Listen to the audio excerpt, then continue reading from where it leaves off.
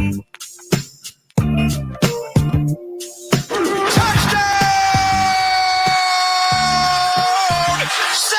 Francisco! He has nearly 40 years of broadcasting in Northern California. The voice of the San Francisco 49ers, Greg Papa. Sponsored by Sunpoint Public Adjusters, the gold standard of the public adjusting industry. I've told you earlier in the show, and I've said it a few times over the last few weeks, there are points of demarcation during the year. For example, Super Bowl is when my depression begins to kick in because football's over. And I know soon basketball will be over. And then next I'm left with stupid baseball and like the Olympics. But when I hear that Hard Knocks music for the first episode, the preview, and then it shows up, college football begins, which is great unless you're a Florida State fan like me. There are different lines of demarcation that to this day give me butterflies because I know the good part is on the way. And one of those huge benchmarks is the one and only voice of the 49ers, our dear friend, back for another season, Greg Papa. Good morning, Mr. Papa. Wow, that was a long introduction, Dave. All right, John, anything else you want to wrap up at all? I wanted to use the whole segment for my introduction. You were good. Yeah, right. Nearly 40 years in Northern California. It was 40 years ago that I left Syracuse University and went into the NBA at age 21. So that tells you how old I am, with the Indiana Pacers. So, and then I moved out here a couple of years later. So I am feeling old. I did decide to be a broadcaster. I did not follow the family business, which is actually public insurance adjusting. That's our sponsor. Our noble Sunpoint Public Adjusters. They're not a papa. Let's go. The closest things to a papa. My grandfather, Bernard Papa, started the company way back when. My dad took over in the 50s. My brother and his family now run it. So if you ever want to talk about a co-insurance and how to figure it out, Dave, I am your man. I can't do quarterback rating, but I can figure out co-insurance. It's so funny because when they announced the partnership with our dear sponsor, I've known you for years. I did not know that was such a strong part of your family history. So, sometimes they'll just slap a sponsor on just to slap it on. But this is almost like... We're not slappies, Dave. We're not slappies. We're not doing that. Well, we appreciate it. And, of course, we appreciate Sunpoint Public Adjusters. They are, I don't know if you know this, they are the gold standard of the public adjusting industry. And without a doubt. Without a doubt. Without a doubt. Before we get into it, how was your off season? How is Greg Papa? Oh, great off season. Took about 3.5 weeks off. Had a tremendous trip to Europe. Went to Italy for about a week and a half, and then Greece for a week and a half. Started out at Fenway Park in Boston for a Red Sox game and ended at Yankee Stadium in New York. But you know me, I really don't have an off season doing the show every day and following the Giants and what's going on with them. And I need a full scouting report from you, by the way, David, on Buddy Hield. I've always been a big Buddy Hield fan, but I hear he's not clutch. And how well will he D up? Would Kyle Shanahan like him as a two-way player? So let me just start by saying Buddy is one of my favorite humans. He is a breath of fresh air. He's getting to a butt. I'm going to crap on him, but I want to lead off by saying he wants to play 100% of the time. He'll play through injury. He's got that wonderful sense of humor and way about him. Here's what Buddy Hield is also what I like to call a Gaviscon player, because you're going to need a bottle next to you if you're a Warriors fan. We have coined a term here called Buddy Fingers, because in the clutch, he tends to get a little loose with his decisions. Now, the upside is, as you know, other than Steph Curry, he is maybe the premier three-point shooter over the last 5, 6, 7 years in the NBA. And the both of them together in Steve Kerr's offense with everything going on, maybe he's Splash Brother 2.0, but as good as Klay Thompson was defensively at the peak of his career, Greg Papa, that is how bad Buddy Hield is defensively. He is the Swiss cheese of lifesavers. He's a sieve, and you're just going to have to get used to that. I'm sorry. Yeah, he's not at the end of games. You're telling me he's not a go-to guy, and for the entire game, he's a go-through guy. That's on defense. So that's not great. That's not great. But we're all right. Moving on. Yeah, moving on. I mean, when he came out of college, I actually thought he was the closest thing to Clay. Yeah. On pure catch and shoots, coming off curls and pin downs and floppies, and he can shoot the ball. So we'll find a way to accentuate his positives and eliminate the negatives, I guess. If anyone can, it's Steve Kerr. I honestly am very kind. I root for Buddy. I hope he does well, except 4 times a year. So, look, I made the statement earlier. You've never been afraid to correct me, and I have all the love and respect for you. If anyone's going to correct me, it's going to be you. I said, hey, it's great, wonderful, super that Brandon Aiyuk signed. That's not what I was worried about. I'm worried about Trent Williams. Is the thought process from a Niner fan, yeah, it's great that we have Aiyuk, but living life without Aiyuk is probably easier than living life without Trent Williams. Yeah, I mean, I think there's a process. We want them both. Yeah. I mean, obviously to play a week from Monday night against the Jets, but I'm not going to say which one's more important than the other. One's your starting X-wide receiver, and one is the best left tackle in football and tackle period, and arguably on a short list. Who do you want to name? Jonathan Ogden, Anthony Munoz, the greatest left tackles ever in history. One of the 49ers' favorite run actions is a pin and a pull, which is kind of like a toss crack where you flip it to McCaffrey, say it's 19 toss, going left behind Trent Williams. Well, what they do is they have such confidence in Brandon Aiyuk as a blocker. He pins. He's the one that makes the block on the end, not Trent. And then Trent pulls out in space to lead him out, and then you get Juszczyk out there and Kittle out there. I mean, that's the pin and the pull. So Ayuk's the pinner and Trent's the puller. And you need both, the pinner and the puller, to run that play. So, and then everything else Trent does, obviously, and Brandon. I think it actually possibly would make it easier to get Trent's deal done because we're just getting the details now on Brandon Aiyuk's deal. And typically you're able to spread out a huge signing bonus. And if he had to play under the $14.1 million rookie option number, that's a big number. I'm sure it'll be much less, like half, when they actually, file the contract. And so that'll give you a little more money to give to Trent. They still got some space under the cap. But remember, all the money you're under the cap this year, you save to roll over in the next year. And I know our quarterback's going to go from under $1 million a year to like 55, 60. Yeah. Really, I mean, is anybody going 0 to 60 faster than Brock Purdy? That's the biggest increase in the history of sports. Yeah. And from 1 year's salary to the next. So it all does lead. I do feel confident that I did all along. We were in Vegas last week, and I thought Brandon was going to do the deal last week. In fact, the terms were pretty much there, 4 years at 120. We knew it was a $30 million average. It was just, how much they were going to guarantee. I mean, fully guarantee and all that's not been out yet.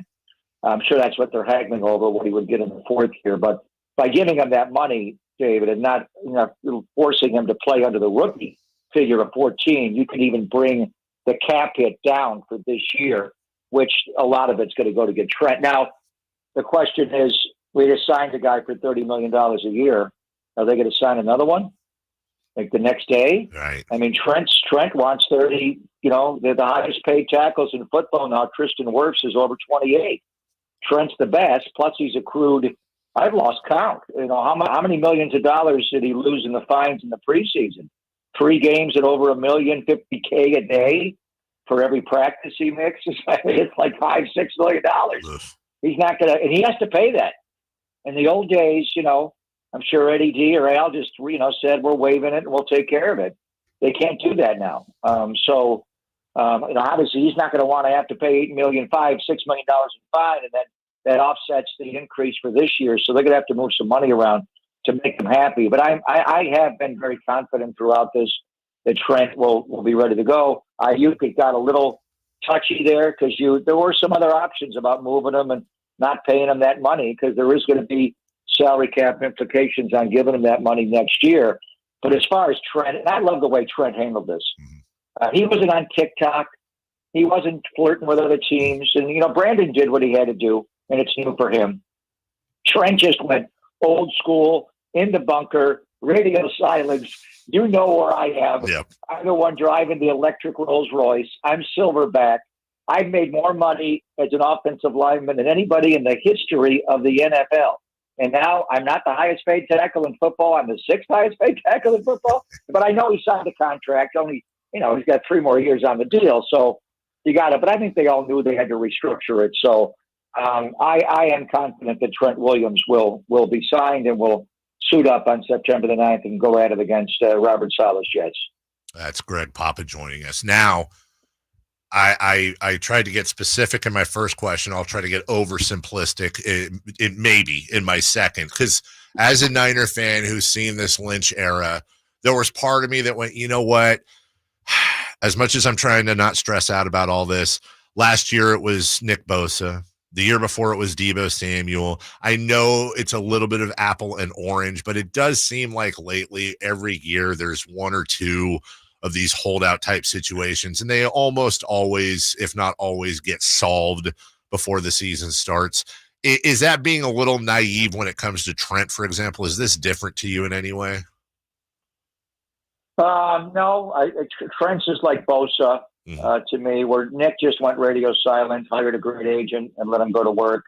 And and these are and this was Nick's first foray into unfettered, not unfettered because they had his rights, but he had leverage being the defensive player of the year. It's just a cost of doing business when you have all these stars, and the Niners are the most star-studded team in the NFL. They had 9 Pro Bowlers last year. They had 5 All-Pros last year. Look at and I don't look at it much because I don't know how seriously the players take it, but in any way, they vote on the top 100 players in the NFL. The players do. The NFL Network makes a big, show of it periodically, dropping installments. The Niners had 9, not only in the top 100, in the top 76. Mm-hmm. So they have a galaxy of stars. You got to be careful, though, because the LA Rams won a Super Bowl a couple of years ago with a star-laden roster. And one by one, they had to remove all those guys from Matthew Stafford and Cooper Kupp from the team. Jalen Ramsey got traded. And, Aaron Donald wound up retiring, different reasons. They had a lot of guys. Andrew Whitworth, all their, great players on the O-line. So the bottom line is Aiyuk getting the money he got, and his average annual salary is $30 million plus. You have 8 players on this team that make $15 million a year or more. $15 million. That's a lot in the NFL when you got a 53-man roster and a salary cap. Bosa makes 34. Ayuk's at 30. Debo's at 23.85. Trent's at 23 now. That's Greg Papa money. Well, yeah, I'm number 16 on the list for David. I'm not there. Hargrave 21, Warner 19, McCaffrey 19, Kittle 15. But then comes Brock. Yeah. It's Brock's going to double them all next year. Oh. And Charvarius Ford's not under contract for next year. Oh, my God. He made All-Pro last year. Demo Lenore, the way he plays inside, outside. Trey Greenlaw, Aaron Banks, the left guard. It's costly. So to pay all these, that's why you have to try to save every nickel and dime, because you can apply it to next year. So some of these guys are going to have to move on. It's just not enough money. Now, you know what the greatest thing is? And I hate to say it, Taylor Swift and the money she's generating for the NFL. Yeah. The salary cap jumped so much this past year, Dave, and it's going to jump more, I would think, this coming year. And then even more, the next 2 years, we're going to have an explosion in the salary cap. I'm not exactly sure what figure we're talking about, but it's jumping the most it has ever jumped. We had, obviously the pandemic wiped it out for a couple of years there. It got flat and went backwards. But now we're at great growth. All these new entities that are coming in, streaming services to make, like the NBA and what they're doing, the NFL's there. So, yeah, it gets a little August angst every year when you have to, next year, can we hope that just Brock's deal gets done early? Yes. Because that one's going to be, what are we talking about? Steph Curry signed a deal yesterday, an extension day for $62.6 million. Yeah. He's by far the highest paid player, although Jason Tatum's deal will kick in one more year, but 62.6. And I saw that number, I'm like, whoa. It's a lot. A year? But will Brock Purdy get close to that next year and more?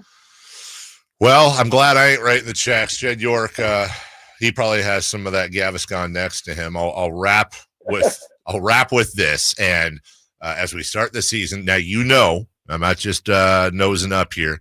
I love you, and I'm a huge fan. This isn't going to have a but, by the way. I love you, and I'm a huge fan, and I'm also a student of your play calling. You know how much I adore good play-by-play.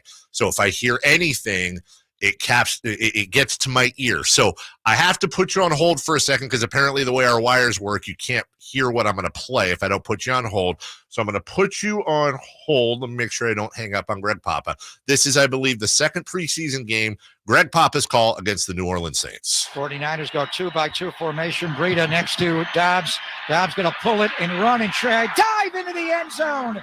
Touchdown, 49ers! Okay, all right. I heard that, and I went, like the call? No.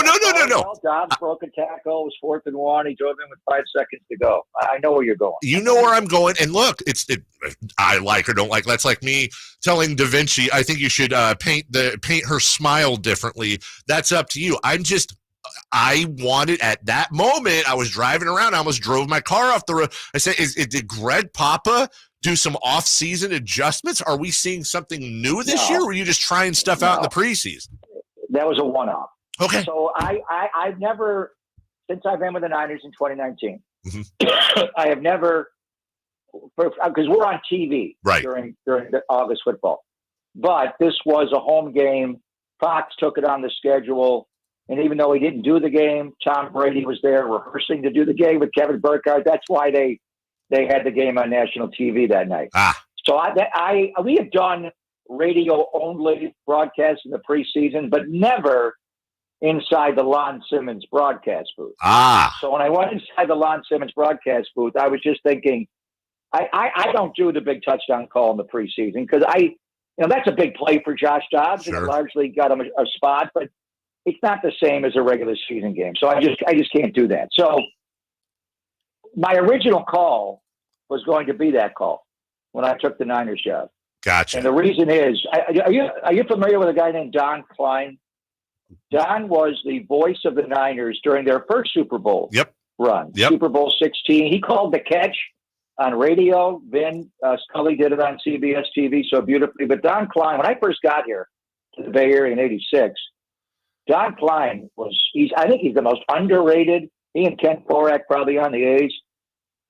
Broadcaster of the Bay Area is never known. We know Bob Fouts, we know Lon Simmons, we know Joe Starkey, we know Ted Robinson, we know all. But Don Klein, when I first got here, just so impressed me with his speech. He was just so regal the way he spoke and his diction and his play calling. He was a jewel.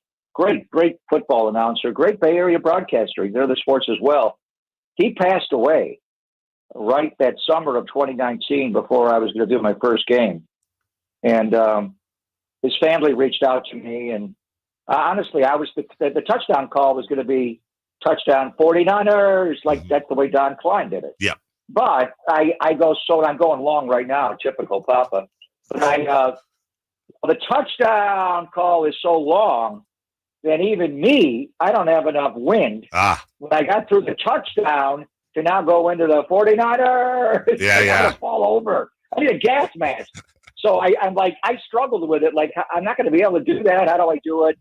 And then my dad died right before the start of that year. And my dad took me to every Buffalo Bills games. He was a huge influence on my love of sports, obviously. And his name is Frank. And that's what the city of San Francisco, that's the name of the city. Sir Francis of Assisi, St. Francis. That's my dad. So, and I also thought it'd be nice to, we're here in Santa Clara and people don't understand, but it's SF on the logo.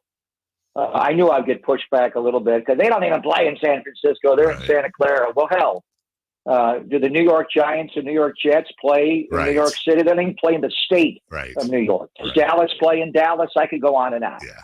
So it is what it is. But they are the San Francisco 49ers.